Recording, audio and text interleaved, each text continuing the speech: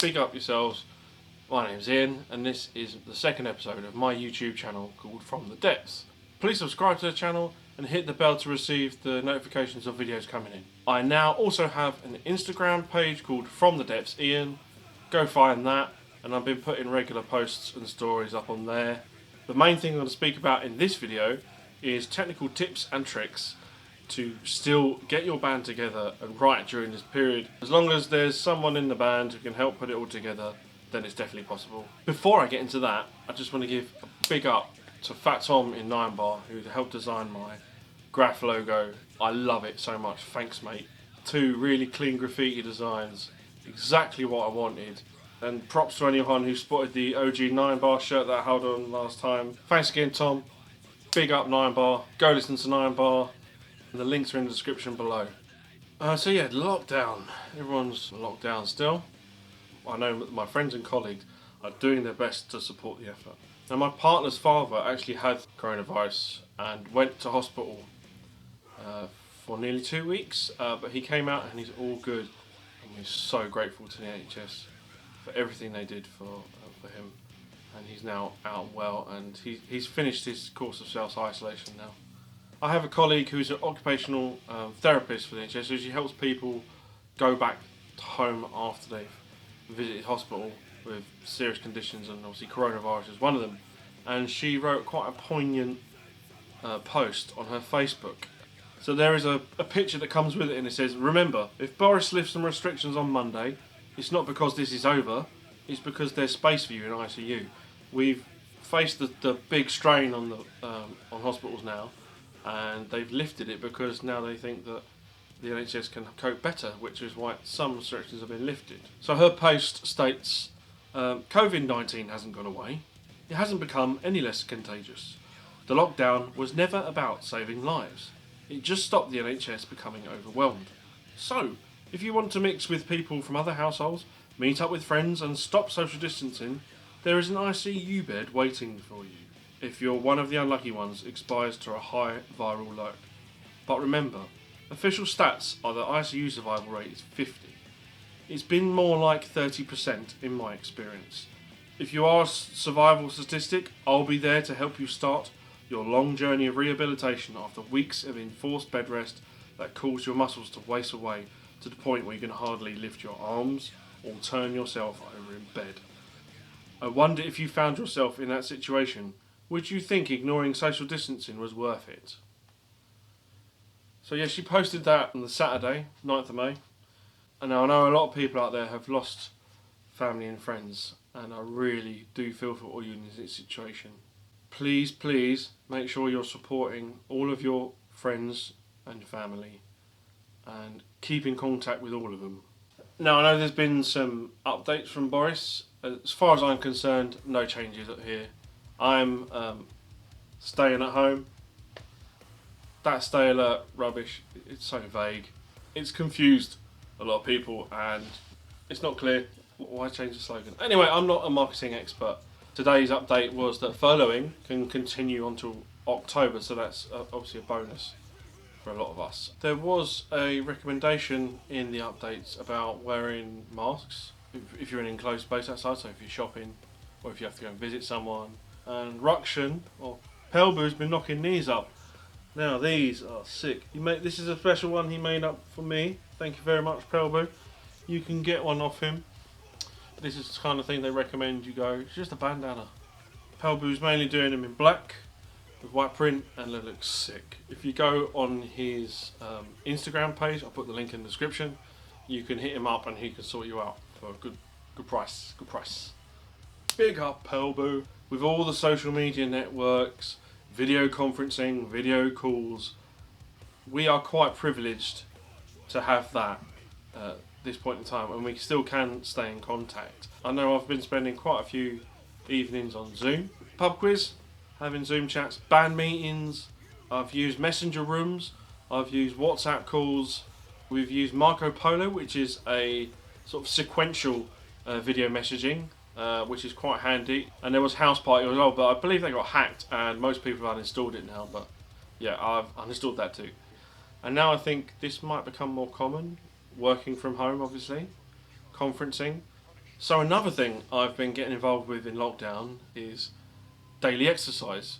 Now, those of you who know me know that that's not something that I would do normally. So as soon as I was told that I was working from home and then furloughed, I made the decision immediately to do home workouts. So I got some fantastic advice from my friend and bandmate Murray, who is a personal trainer.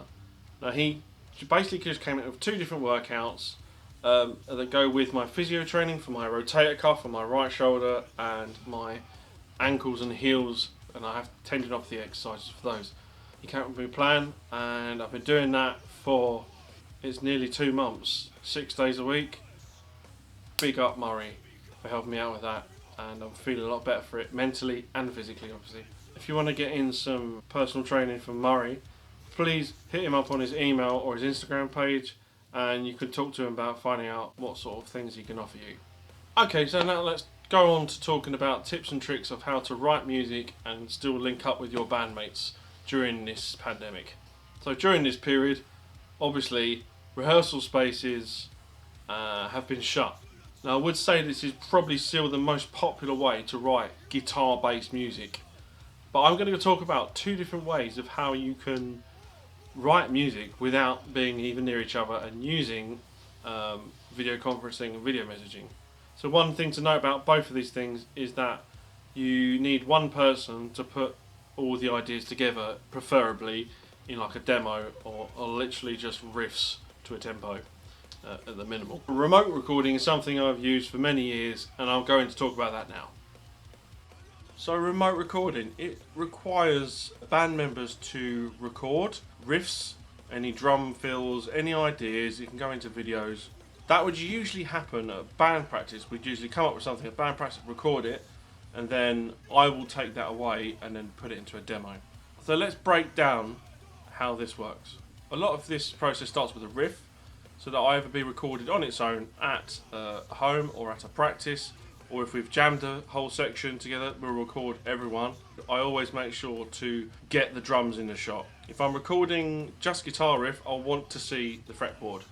Now, for those reasons, to get good shots, I recommend buying some sort of mini tripod or mount for your phones maybe. Phones are good. GoPros as well. I've got one just out of shot here recording the screen. So this is a mini Joby tripod. You can wrap it around things, you can bend the legs and stand it up in different uneven surfaces, or a clamp. Now I use clamps to clamp onto mic stands at practice, and I can position the phone wherever it needs to go. My reason for that is that I will take away that video and transpose the drums into the drum machine and program it in. Once we've got the video, I will sit down and right tab for the riff. I'll stream the video onto a TV and I'll sit down on my sofa and tab it out just with my guitar next to me.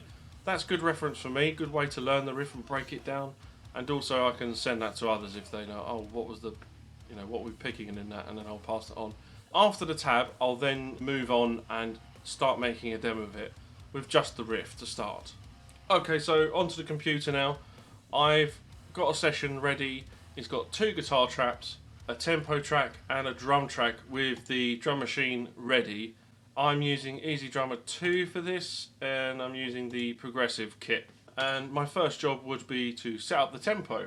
As you can see, the first tempo at 127 slightly drops down to 120 and then back up to 127. So I can now go ahead and record the riffs. So I've just opened up Easy Mix 2. I'm going to use it as a tuner, and I'm also going to use just a standard setting on there. That's usable, so I'm going to use that for this demo. Okay, I've tuned up now. I'm now going to go ahead and record the first riff. I'm ready to go. Let's record. 5, 6, 7, 8.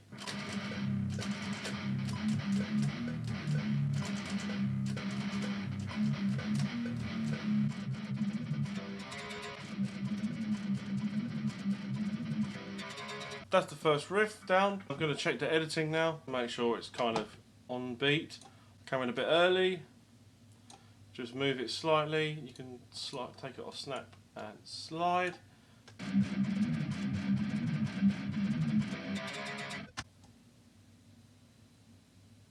I'm on board with that. I was very early that time. I noticed there was a difference in timing. So now with this I will make sure that it's bang on the line so that I can copy and paste it at a later time. So for the next section it's a drop in tempo. I'm going to give myself an 8-bar lead in count and then straight into this next riff. Okay, now for the second guitar for that bit. I could record the same riff again after this, but for the purpose of this you can just copy and paste to get it in quick. There we go. Okay, I'm happy with that, so I'm now going to go ahead and put the drums in.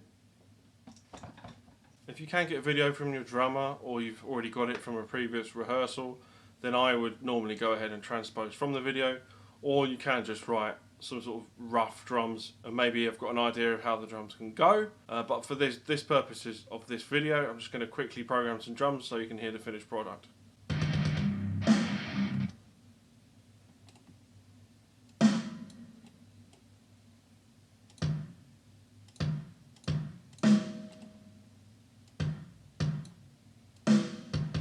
Now as you can see they're all going in at full volume, 127 velocity. I will go back later when I'm happy with the parts and then change velocity to make it sound more real. So lots of copy and pasting going on, it speeds up the process a lot.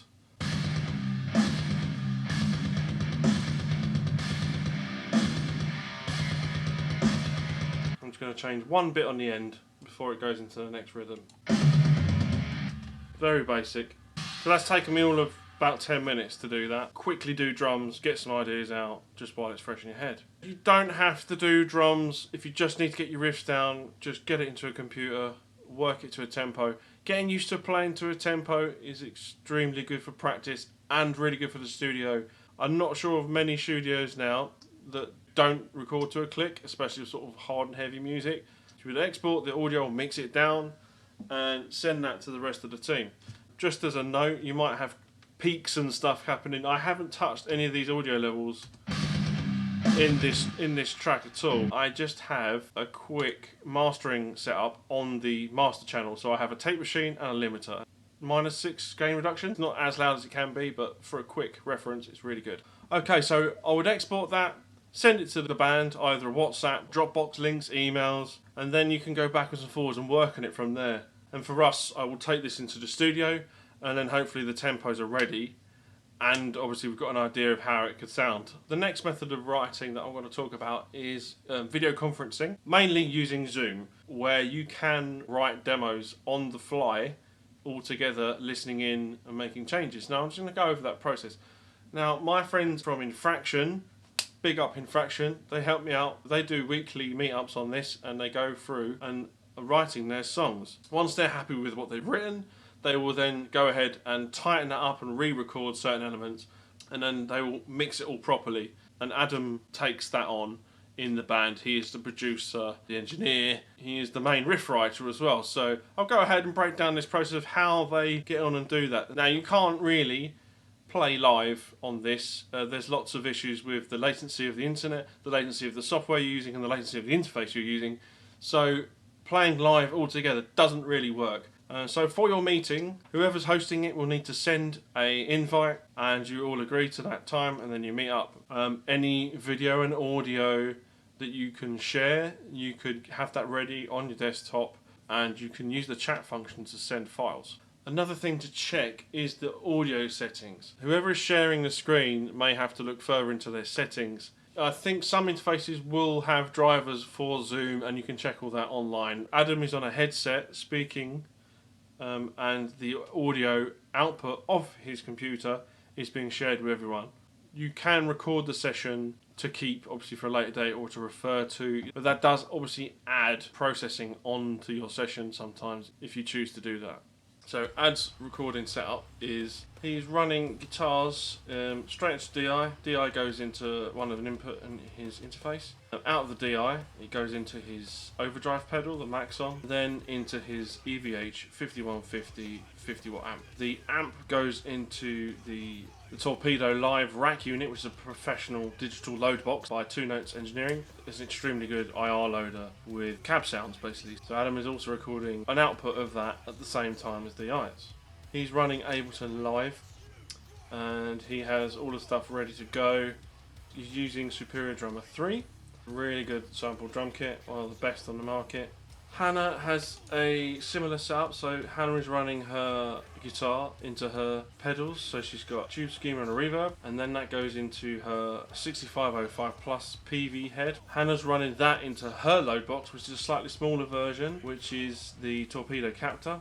That goes into an interface, and then she's recording the IR. I believe there's IRs built in, or you can load up your own. Hannah is running Ableton, and she can record her riffs and go over demos and go over riffs at home. So John has his own setup for recording at home. So John will record his tracks and send them to Adam. He's got a DIY setup. So John's using a Pop Shield, an SM7B dynamic mic. That goes into his Focusrite interface and into his Macintosh. And John uses GarageBand to record, so he'll pull across a demo from Adam, then he'll record his vocal parts and then send them back to Adam.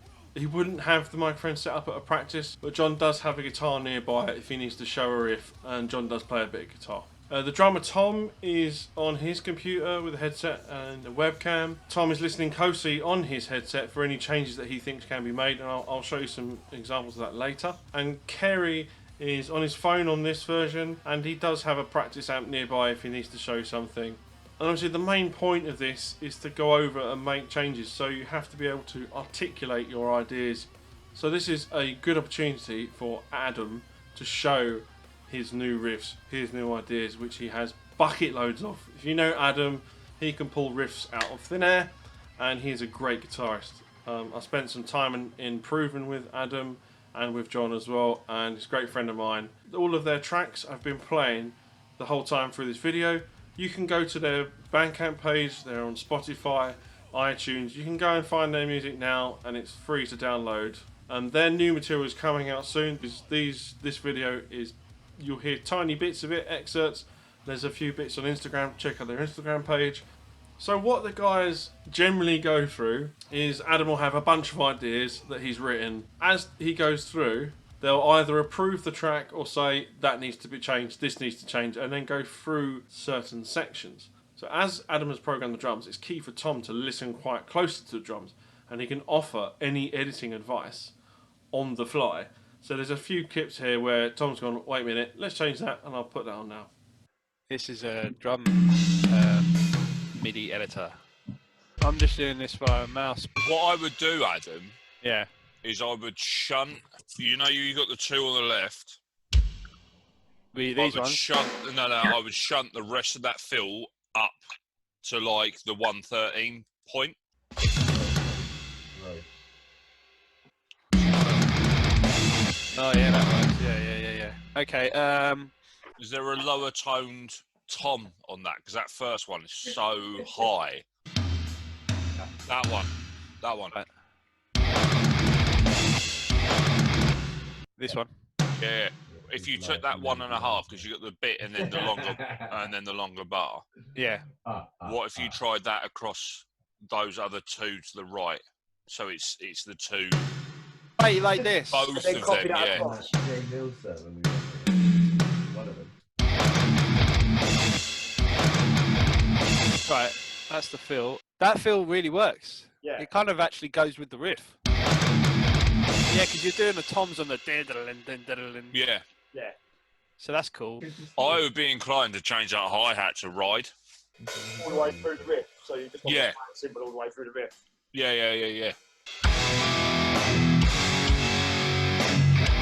Oh, Yeah, like that. Yeah. Have it again. How difficult would it be to make it sound like a bum bum Easy. rather than a da da da da da da da? Wow. That's it. Sloppy Yeah. guitar playing there. Fucking hell. Yeah. Well. Tempos is another thing that you can think about changing. Maybe it's too fast. Maybe they've tried practicing it and it needs to go faster. Now, John will make comments if Adam has maybe changed the part. He can check his lyrics and just to make sure that they'll fit, or if he needs to add anything or cut anything. Am I singing first and then you soloing, or are you soloing and then I'm singing? Solo first, then you singing. Right, cool. I think that last line that you sing is a really good way to finish. It's just quite Cool. Sharp. This is just a few examples of what can be done with this software for pre-production and writing purposes. I do see a future in using video conferencing a bit more. So I do a lot of the pre-production for my band, and I do think that I will be looking into Zoom as a way of pre-production writing and checking up on the demos and riffs and things. It is a free download. The meetings technically only last about 45 minutes, or you can pay a subscription fee, which I believe is... I'll put a price on the screen here. That allows you to have endless sessions, so you can go on as long as there's a few other benefits in as well. One or two drawbacks: the person who is sharing the screen and doing the work more than likely does need to have a high spec PC to handle the software, your Zoom, your webcam, your interface and everything else.